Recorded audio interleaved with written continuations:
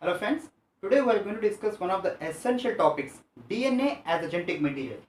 DNA as the genetic material.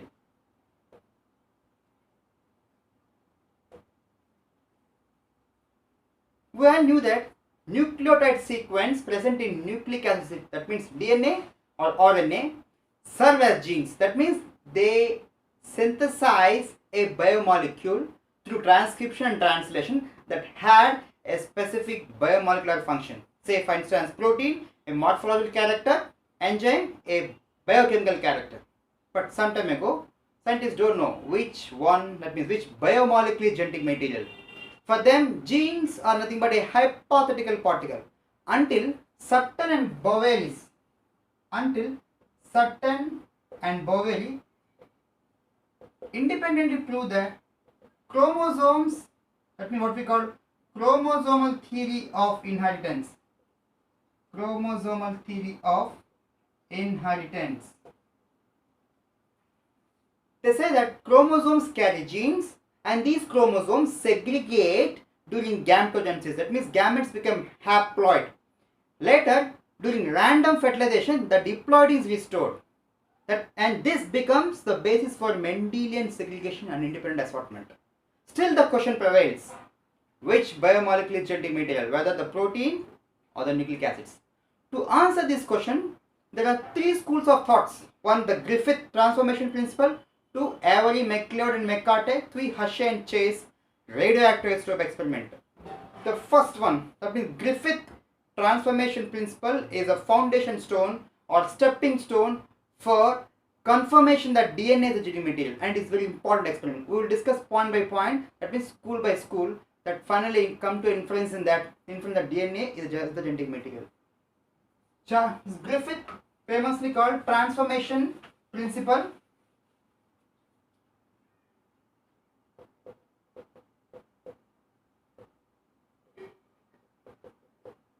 And to prove its point, he used Diplococcus pneumoniae. Diplococcus pneumoniae, otherwise called Streptococcus pneumoniae. Streptococcus pneumoniae, a bacteria, and wherein he used different strains. It has two different strains, the rough strain and the smooth strain, what we simply call R strain. R strain is non-virulent, means is non-pathogenic, whereas smooth strain is a virulent, it causes infection. Here rough strain, it doesn't have a capsule, no capsule, whereas smooth strain had a capsule. For example, it is a rough strain and it is smooth strain. Okay. He used two strains of Streptococcus pneumonia and experiment, that means on mice, and come to conclusion. We will discuss how it is done. Okay. First, he injected a smooth strain, that means S strain, onto a mice. The result leads to a dead mouse.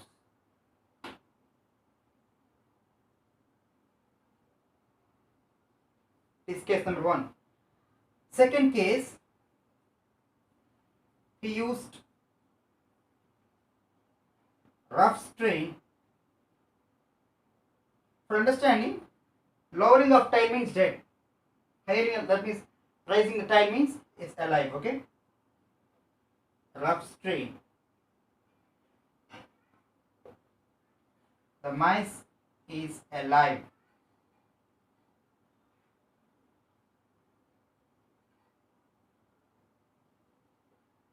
In third case,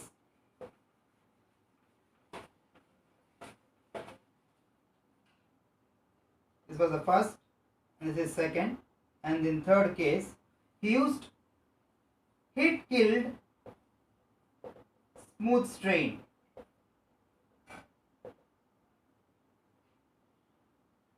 Onto mice. That leads to mouse is alive. Mice is alive because it doesn't cause any infection on the target organism. In fourth and final case, which is important in experimental point of view, a combination of heat killed S strain plus R strain. This is important. This is very important. Heat killed S strain and R strain injected on mice.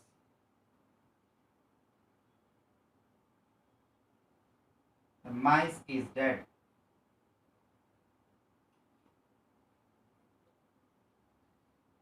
This is very important. That means in those days, at the moment, he believed that there is some kind of transformation principle, a transforming principle that has been transferred from heat killed smooth strain to rough strain. Some kind of transforming, that means a kind of infective substance, a transforming substance which transfers a rough strain to smooth strain, thereby causing infection, that means eventually death. So this transformation principle he believed might be a polysaccharide capsule,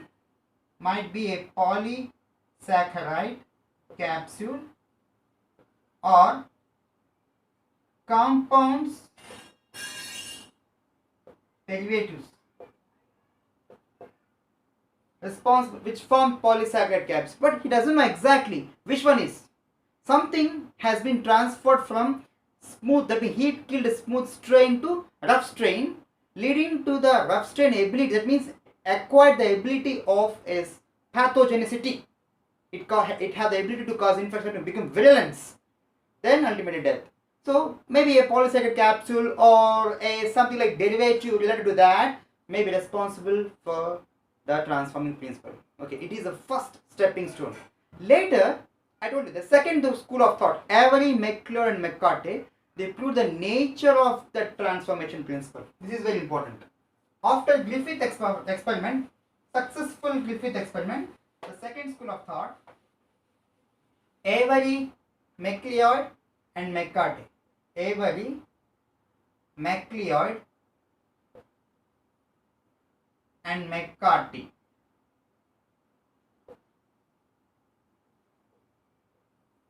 Based on their transformation assay test,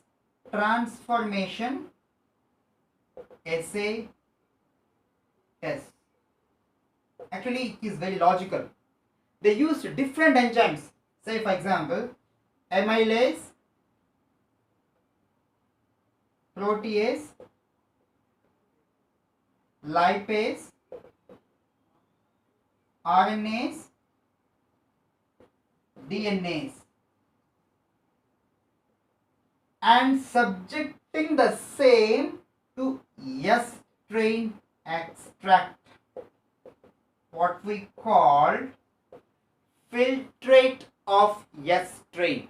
For example, in first case we'll think for better understanding, okay, S strain plus amylase, and they checked whether there is a transformation from rough strain to S strain. That means whether the rough strain becomes S strain, that means smooth strain, that means virulent strain, and which have the ability to cause infection. First they use amylase enzyme, that means rough strain becomes smooth strain, which cause virulence.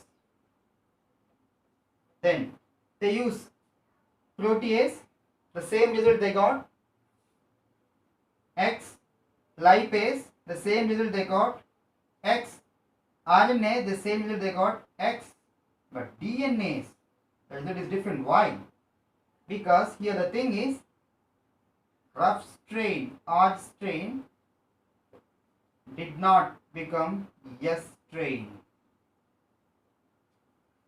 That means the transformation principle, what we call active factor has not been transferred from smooth strain to rough strain. That means so that the rough strain become smooth strain and become virulent. That means, I repeat, there is no transforming substance that transforms a rough strain, that means a non-virulence, to a smooth strain, which is a virulence form, a pathogenic form. How? So based on this, they conclude that actually how it works. DNA is a enzyme that breaks down DNA. RNA is it breaks down RNA, fats, proteins, and carbohydrates. Simply, okay. When the DNA is, that means which acts on DNA, and failure of DNA, that means DNA has been deteriorated. So transforming principle has been transferred. It clearly indicates that DNA is the genetic material. So it is authentic proof, and which is in agreement. That means we can say like a continuation of a Griffith experiment between first school of thought to second school of thought to prove that the DNA as a genetic material based on a transformation as it is, and it is the second stepping stone in the long run. Then the third school of thought, Hershey and Chase, radioactive isotope experiment.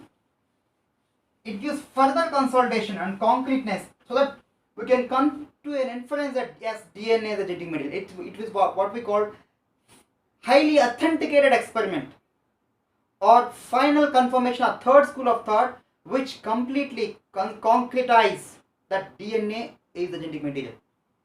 Hershey and Chase. Hershey and Chase radioactive experiment. Radioactive experiment. That means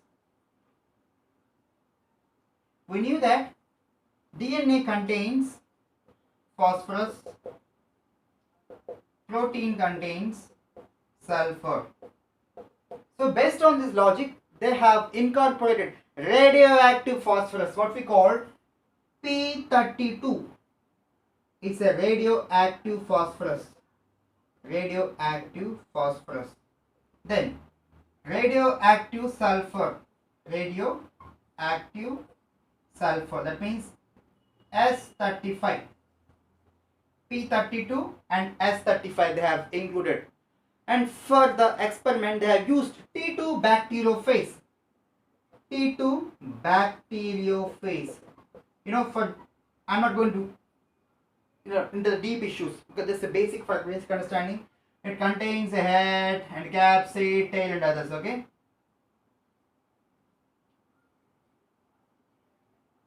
This is T2. This is capsid. This is DNA. Okay? Then they have used T2 bacterial. Bacteriophase means which attacks bacteria. A virus that attacks bacteria is bacteriophase. Okay? We all knew that. And they have taken two different T2 bacteriophases.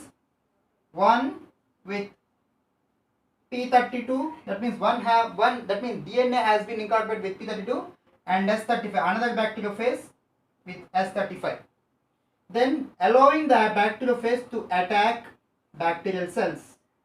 Okay? In simpler sense we can say infection, say for instance they allow the genetic material inside the bacterial cell. That's how they infect. So this is the head, the sits and the release the DNA, okay? And actually here the DNA is normal, but here the DNA is different. Actually here the DNA is different, P32, because here the DNA is normal. The only thing is here the protein contains radioactive isotope, here protein is not, that means capsid. Only the DNA contains radioactive isotope. This is very important. After infection, blending, then centrifugation. This is very important. Blending means here they will isolate the phases from the bacterial cells, followed by centrifugation. Through centrifugation we knew that supernatant will be formed. Through centrifugation there are two issues, there are two experiments. Supernatants, this is very important. Supernatants are formed. One, that means in first, that means using P32, the cellular substances, that means bacterial cells, contains P32, whereas the supernatant doesn't contain P32. Whereas in another experiment, the supernatant contains S35, whereas the cellular substance does not contain S35. What exactly the inference? That means DNA is a biomolecule that has been transformed from bacteriophage to bacteria. Had it been the protein, that means if the protein being the genetic material, that means if the protein the transforming principle, the protein would have transferred from the phage to the bacterial cell. But this doesn't happen. It's a clear-cut and classical inference that DNA is the genetic material, because the cellular substances of the bacterial infected cells contains radioactive P32. Here DNA contains phosphorus, so it's a clear-cut example and conclusion that DNA is the genetic material. So this is how the evolution of school of thoughts, which confirms that DNA is the genetic material. Okay.